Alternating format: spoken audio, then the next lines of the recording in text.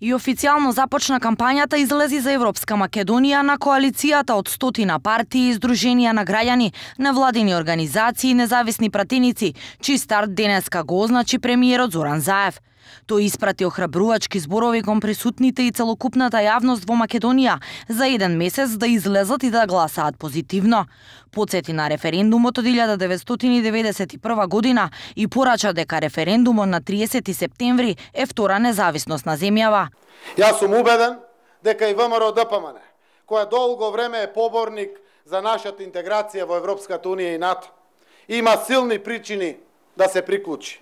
Знам дека и ВМРО ДПМН се за Европска Македонија, како што знам дека не се согласуваат со постигнатиот договор со Грција. Критикувајте не за договорот со Грција, но немојте да ја пропуштите оваа шанса. Нашата земја да стане членка на НАТО и Европската Унија. Лидерот на ДУИ Али Ахмети ја повика опозицијата да се приклучи на референдумот и ги повика граѓаните сплотени да гласаат за ЕУ и НАТО.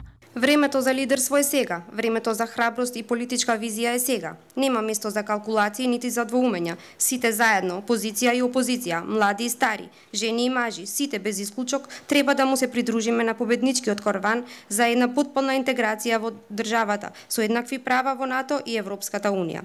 Заедничката и светлата иднина е во наши раце. Со заокружување на опцијата за, на 30 септември ја запечатуваме нашата иднина, на нашите деца, на идните генерации. Актерката Сабина Ајрула пред присутните порача дека гледа светла иднина за Македонија и нејзините граѓани единствено во европското семејство.